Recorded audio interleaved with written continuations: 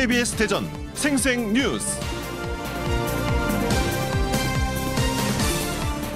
여러분 안녕하십니까? 1월 28일 화요일 KBS 대전 생생뉴스 방석준입니다. 청취자 여러분, 설 연휴 잘 보내셨습니까? 오랜만에 만난 가족 친지들과 다정하고 행복한 시간 보내셨겠죠? 나흘 연휴 끝에 이젠 또 삶의 현장으로 돌아와 일상을 시작해야겠죠. 연휴 동안 우리는 히말라야 실종 사건 소식과 중국발 신종 코로나 바이러스 확산 소식 등에 귀를 기울이며 좋은 소식이 들리길 기대했습니다. 하지만 히말라야의 수색 작업은 중단됐고 신종 코로나 바이러스는 국내 확진자 4명 가운데 2명이 무증상 입국자로 파악되면서 지역사회로의 감염 확산에 대한 불안감이 증폭되고 있습니다. 경자년 쥐의 해입니다. 특히 올해는 하얀 쥐랍니다. 동양에서 흰 동물은 좋은 의미로 해석됩니다. 예로부터 꿈에서 흰쥐를 보면 길몽으로 치며 조상의 도움을 받겠다고 해몽했습니다. 올 한 해 미키마우스 같이 남에게 기쁨과 웃음을 많이 주고 좋은 일로 기억에 남는 해로 만드시기 바랍니다. 그러기 위해서는 우선 신종 코로나 바이러스를 막는데 모두가 적극 협조하고 나서야겠습니다. KBS 대전 생생뉴스, 먼저 이 시각 헤드라인 뉴스입니다. 충청권에서도 신종 코로나 바이러스 의심 환자가 발생한 가운데 최종 검사 결과가 오늘 나올 전망입니다. 학업과 대인관계 스트레스 등에 따른 고위험군 청소년이 매년 증가하는 가운데 우울과 불안, 자해 등 정신 건강을 호소하는 청소년이 가장 많은 것으로 나타났습니다. 행정안전부가 세종시로 이전한 뒤 서울에 남아있던 소속기관 등 5개 조직이 올 상반기 중 세종시로 이전합니다. 지난해 세종시의 땅값 상승률이 서울에 이어 2번째로 높았고 대전시도 전국 평균을 윗돌았습니다. 초저금리가 지속되면서 주택연금에 대한 관심이 높아지고 있습니다. 올해부터는 가입연령 완화 등 주택연금의 문턱이 대폭 낮아지는데 특히 아파트값이 크게 오른 지금이 가입 적기라고 합니다. 충남 지역 중소기업들이 오랫동안 신설을 요구해왔던 충남 중소벤처기업청이 3월 천안에 문을 엽니다. 제조업체가 많은 충남 지역 기업 생태계에 맞는 각종 지원이 가능해질 전망입니다. 26일 밤 공주시 반포면 계룡산 자락에서 불이 나 임야 0.7헥타르를 태운 뒤 4시간 반 만에 진화됐습니다. 충남 농업기술원은 농촌에서 관행적으로 실시하는 논밭두렁 태우기가 산불이나 미세먼지 발생 등 환경 훼손 위험이 큰 반면 방제 효과는 낮아 비효율적이라고 밝혔습니다. 이 시각 헤드라인 뉴스였습니다.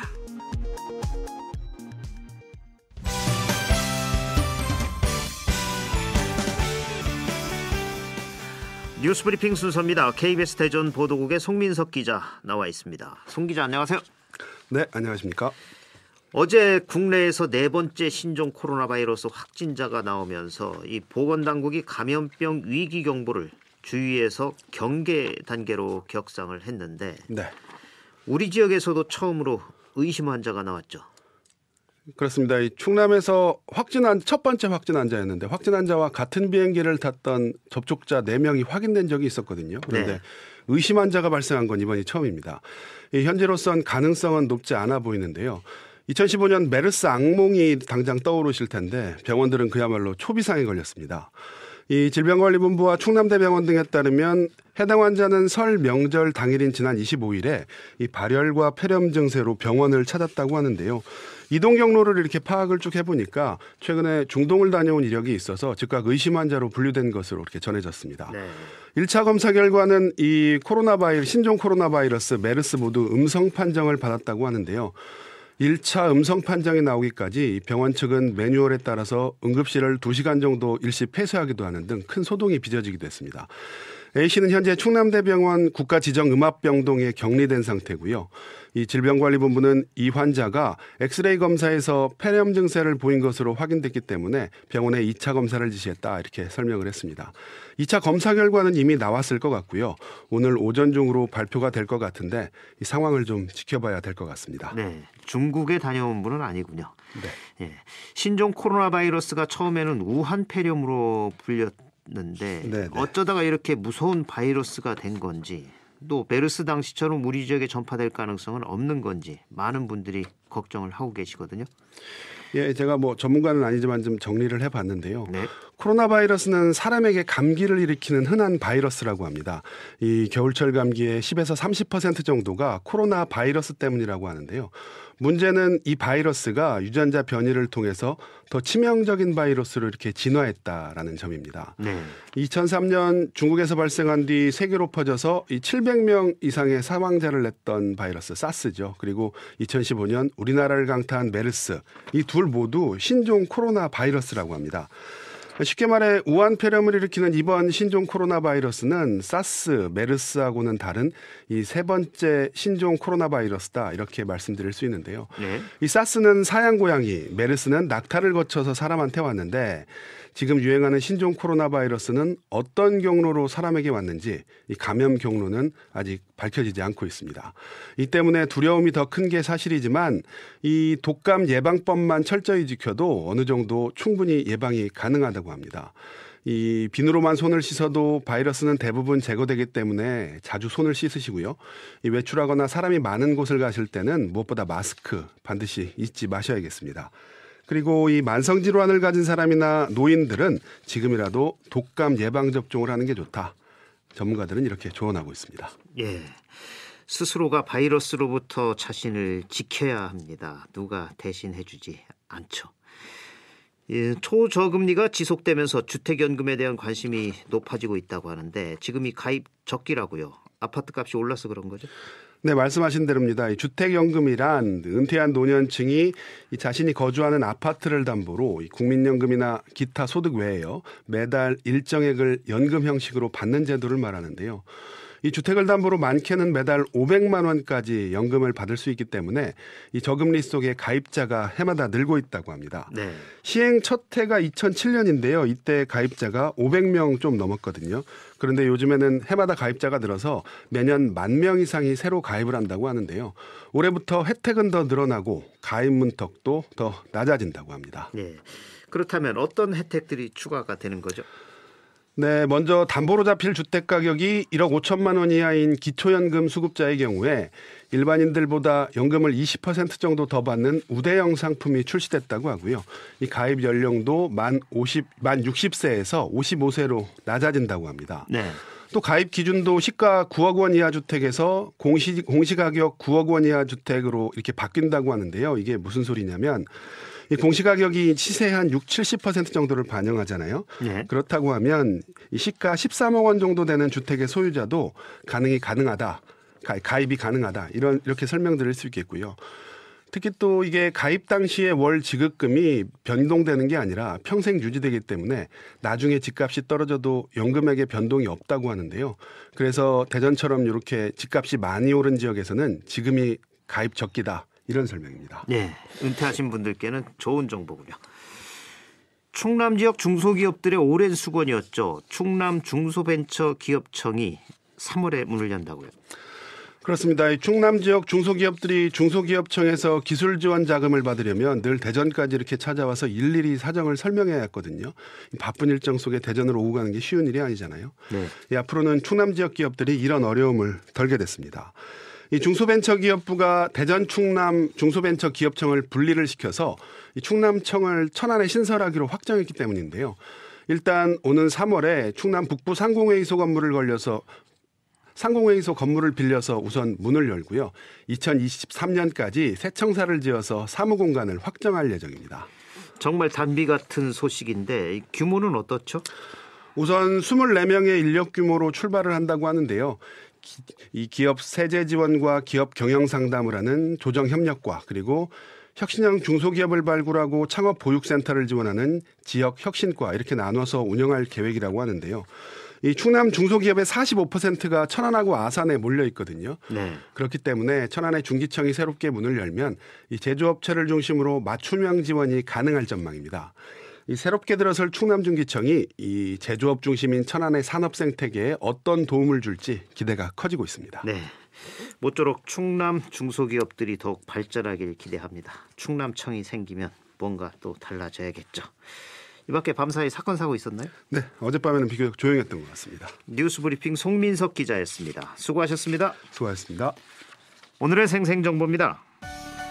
충청남도가 여성 농업인 행복바우처 지원 연령 범위를 확대합니다. 기존 만 20세 이상 만 73세 이하 여성 농업인만 지원받던 혜택을 올해부터는 만 75세 이하로 수혜 범위를 넓혔습니다. 지원 신청은 오늘부터 한 달간 거주지 읍면동 주민센터에서 받습니다. 홍성군이 상반기 지역공동체 일자리 사업 참여자 16명을 오늘부터 2월 7일까지 모집합니다. 신청서, 건강보험증 사본, 주민등록증을 지참해 거주지 읍면사무소를 방문해 신청하면 됩니다. 부여군 굿들의 장학회가 올해 장학생 신청을 2월 7일까지 접수합니다. 올해부터 중학생을 다시 선발하기로 했으며 신청서는 읍면 및 학교, 향후회장, 중소기업협의회에서 받거나 부여군 홈페이지에서 다운로드가 가능합니다. 날씨입니다. 대전과 세종, 충남 지역은 오늘 비가 그치고 대체로 흐린 날씨가 이어지겠습니다. 오늘 낮 최고 기온은 대전, 보령, 서청 10도, 세종, 천안, 아산 9도 등 8도에서 10도 분포로 평년 기온을 크게 웃돌겠습니다. 내일은 대체로 흐린 가운데 오후부터 밤 사이에 충남 남부 지역을 중심으로 산발적으로 비가 오는 곳이 있겠습니다. 내일 아침 최저 기온은 영하 3도에서 영상 2도, 낮 최고 기온은 7도에서 9도가 되겠습니다. 대전지방기상청은 오늘 낮까지 서해안을 중심으로 바람이 강하게 부는 곳이 있겠다며 시설물 관리에 주의를 당부했습니다. 지금까지 생생정보였습니다.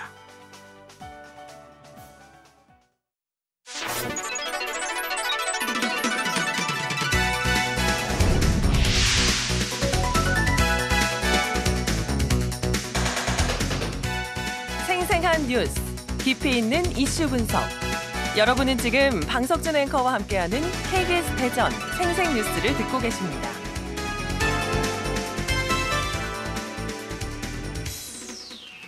예, 4.15 총선을 앞둔 올해의 설 민심은 어디로 향하고 있을까요? 생생 인터뷰에서는 총선을 앞둔 정치권이 본 설 민심과 총선 전략, 그리고 지역 현안에 대해 각 당의 대전시당 위원장을 연결해 차례로 알아보겠습니다. 오늘은 그 첫 시간으로 더불어민주당 대전시당 조승래 위원장과 함께하겠습니다.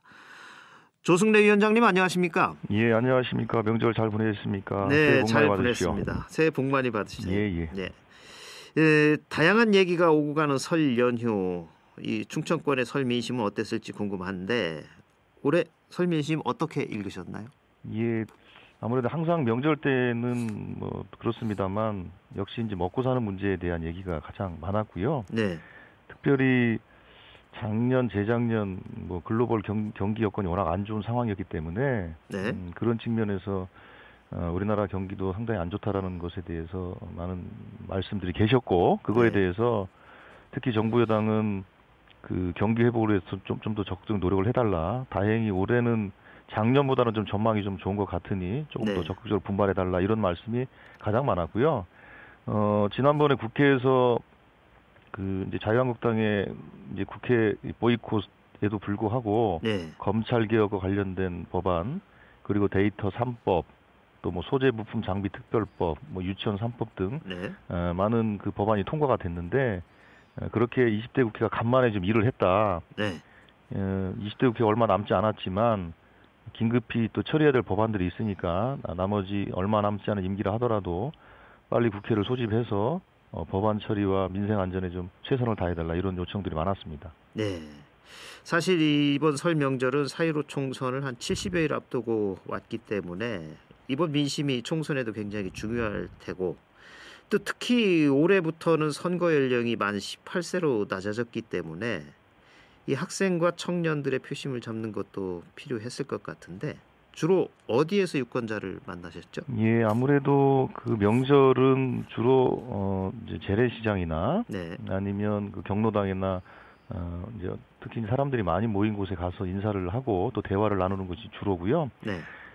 학생들 사실은 이제 방학 때이기도 하고 학교에 가서 학생들을 접촉한다는 것도 사실 좀 어려운 문제이기 때문에 젊은 학생들을 접촉하기는 좀 어려웠습니다만 그러나 저는 이제 꾸준하게 그 이제 청년 학생들하고의 간담회나 토론회 같은 것들을 또 강연 같은 걸 또 지속적으로 해왔기 때문에 그 친구들의 목소리를 최대한 좀 정책에 반영하려고 노력을 좀 많이 했다고 좀 말씀을 좀 드리겠고요. 특별히 이번에 18세로 인하가 되면서 그 새롭게 편입되는 그 유권자들의 경우에 네. 한 50만 명쯤 될 것으로 보는데요. 네. 그 중에 고등학생은 한 14만 명 정도 될 것 같아요. 대부분 대학교 1학년임에도 불구하고 유권자가 아니었던 분들이 이제 아마 이번에 투표를 하게 될 것 같습니다. 네. 그래서 각별히 그분들에게는 학생으로서의 존재뿐만 아니라 청년으로서 갖는 위기감과 불안감을 해소할 수 있는 그런 정책적인 대안들을 같이 좀 많이 논의해 나가고 있는 상황입니다. 예. 사실 앞에서도 말씀하셨듯이 국민들은 먹고 사는 문제 이거에 지금 가장 관심을 많이 갖고 있는데 이 경기 침체가 장기화되면서 민생이 더 어려워지고 있다 이런 말을 많이 들으셨다고 앞에서도 얘기를 하셨는데 예. 특히 이 청년들 관련해서는 일자리 문제가 이게 큰 문제죠. 그렇습니다. 그런 것들은 어떻게 민심을 파악하셨나요? 그래서 지난번에 그 혁신도시법이 통과가 돼서 네. 우리 지역에 기존에 있었던 그 공공기관 17군데가 지역은 이제 의무 채용 기관으로 이제 통과가 돼 있지 않았습니까? 네. 그래서 대략 예상컨대 한 1년에 한 900개 정도의 일자리가 신규로 좀 창출되는 효과가 있는 것 같아요. 네. 그런 것처럼 청년들의 일자리 확보를 위해서 좀 노력을 좀 해달라는 말이 좀 있었고 그걸 위한 이제 정책적인 고민들을 좀 진행을 하고 있고요. 혁신도시법 개정은 그 첫 출발이라고 생각을 하고 있습니다. 네. 뿐만 아니라 이제는 그 혁신도시를 추가로 지정해서 공공기관이 이제 수도권에서 다시 이제 2차 공공기관 이전이 있을 텐데요. 네. 그 2차 이전 때는 대전 지역이 포함되도록 하는 것을 좀 최대한의 노력을 좀 경주해야 되겠다. 이런 생각이 했고요. 또 하나는 젊은 분들이 이제 창업을 좀 쉽게 하고 네. 도전할 수 있는 그런 기회를 주기 위해서 얼마 전에 신한은행하고 1,000억 원대 그 펀드 조성을 협약을 하지 않았습니까? 그렇죠. 그런 것처럼 젊은 청년들이 창업을 쉽게 하고 그 창업을 통해서 성공할 수 있는 그런 가능성과 기회를 많이 열어달라. 네. 그런 또 요구들도 있었고요. 그 관련된 정책적인 노력을 좀 집중해야 될 것 같습니다. 네. 이런 정책들도 정책이지만 또 정치권 자체에 대한 그 요구나 질책도 많이 들으셨을 것 같은데 이 우리나라 정치에 바라는 지역민들의 목소리는 어땠죠? 예, 아무래도 그 국민들은 좀 그만 좀 싸워라. 네. 싸우더라도 네. 국회 안에서 싸워야지. 어느 당은 국회 밖에 나가서 밖에만 돌아다니고 어느 당은 또 국회 안에만 있고 이렇게 해서 대화가 되겠는가. 정치권은 국회 안에서 대화를 통해서 타협하고 합의에 좀 이르렀으면 좋겠다라는 요구를 많이 하셨고요. 네. 그런 의미에서 20대 국회는 사실은 역사적으로는 대통령을 탄핵한 국회이긴 합니다만 네. 그 이후에 제대로 된 합의를 통해서 개혁적인 조치를 제대로 한 바가 없습니다. 그래서 20대 국회에 대한 실망감을 많이 표현하시는 거고요. 20대 국회 남은 몇 달을 하더라도 좀 일을 좀 제대로 해달라는 요구가 있었고 또 한편으로는 21대 국회는 정말 일하는 국회가 됐으면 좋겠다라는 강력한 요청이 좀 있었습니다. 네. 사실 국민들 요즘 삶이 어렵죠. 국회에서 그걸 좀 보듬어 줘야 되는데 국회에서는 계속 싸움만 하고 있으니 국민들은 참 답답했죠, 그동안. 예. 그래서 이번 4.15 총선에서 각 정당들이 이젠 알찬 공약 또 뭐 변화하려는 노력 이런 것들을 많이 내세우고 있는데 민주당은 21대 총선 전략 어떻게 세우고 계신가요? 예, 앞서 말씀드린 것처럼 지금 대한민국뿐만 아니라 전 세계는 큰 전환기를 맞고 있습니다. 네. 그 뭐 4차 산업혁명이라고 하는 기술적인 진화뿐만 아니라 그 외교 질서도 좀 재편이 되고 있는 상황 아니겠습니까? 미국과 중국의 무역 갈등이라든지 그렇죠. 이런 것들이 그런 사례인데요. 네. 그 또 한편으로 북핵 문제가 또 엄존하고 있고요. 예. 그리고 국내적으로는 그 여러 가지 경제 질서나 체질이 또 근본적으로 바뀌는 또 상황에 있습니다. 네. 이렇게 이제 근본적인 전환기인데 이 전환기에는 과거의 낡은 방식으로는 이 문제를 해결할 수가 없습니다. 네. 그렇기 때문에 우리가 이 전환기의 미래를 준비하려면 뭔가 새로운 방식으로 준비를 해야 되겠다. 그러려면 기존에 있는 기득권적인 질서나 낡은 적폐들을 잘 정리를 하지 않으면 네. 대한민국의 미래로 나가기는 어려울 것이다. 그런 측면에서 이제 21대 국회는 제 생각에는 재헌의회 이후에 가장 중요한 국회가 될 것이다 이런 생각을 갖고 있습니다.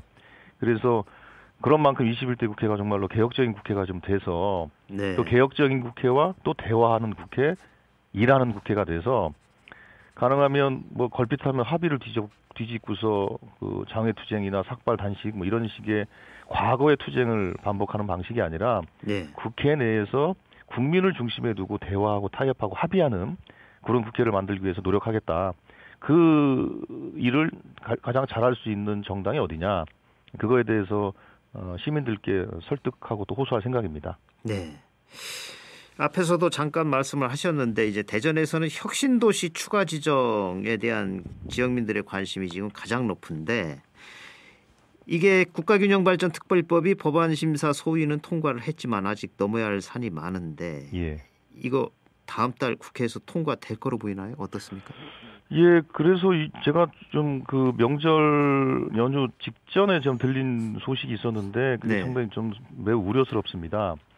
자유한국당 대구 경북 지역 의원들이 20대 국회뿐만 아니라 그 대전 충남 혁신도시 지정하는 걸 반대하겠다. 네.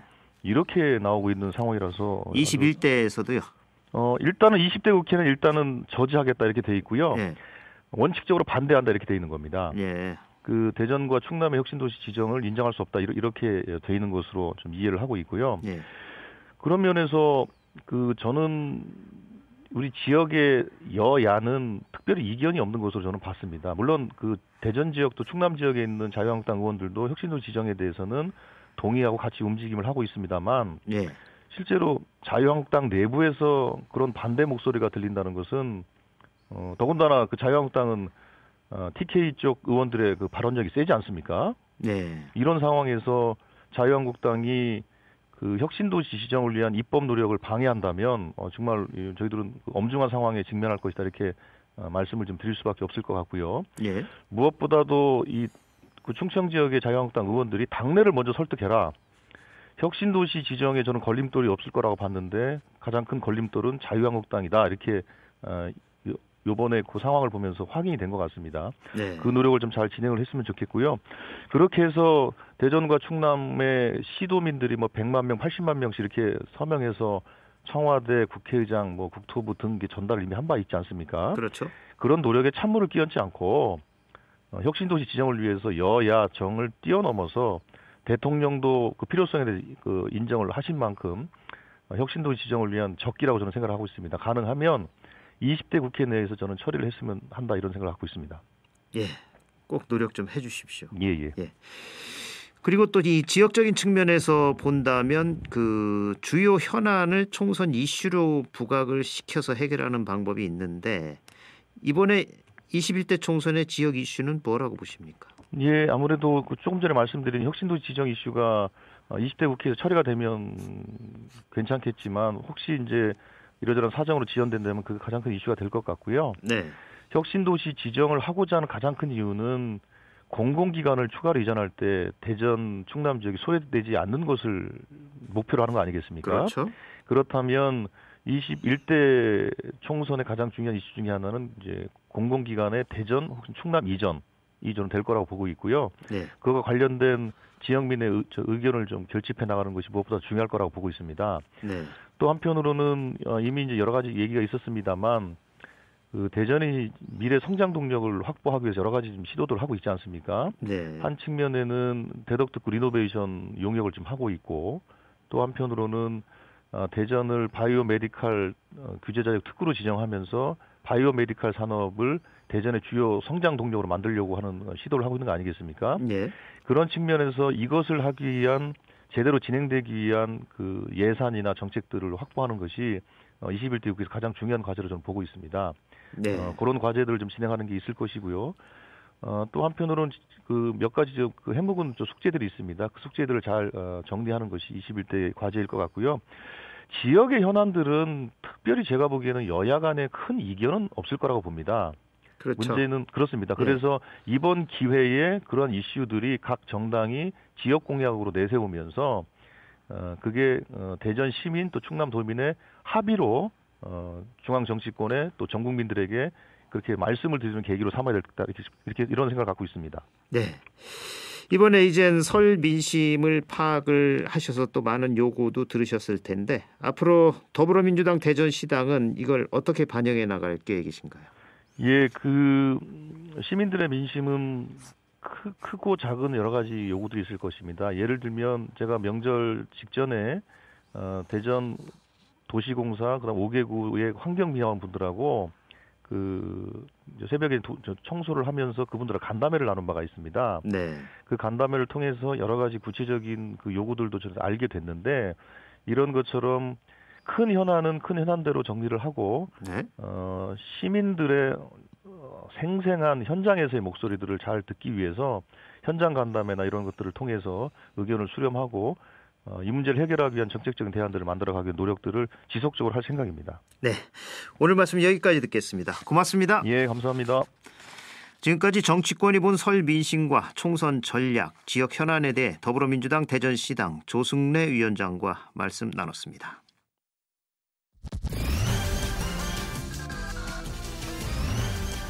주간 브리핑입니다. 대전일보는 우한 폐렴 무증상 입국 확인, 충청 초긴장.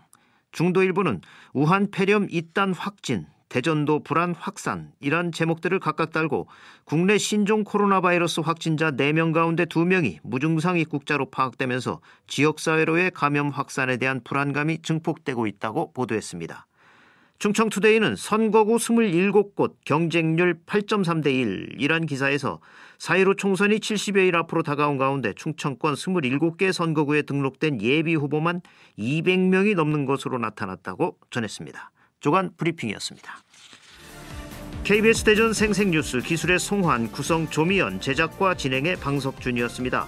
1월 28일 화요일 방송 여기서 마칩니다. 행복하고 평화로운 하루 보내시기 바랍니다. 내일 다시 뵙겠습니다.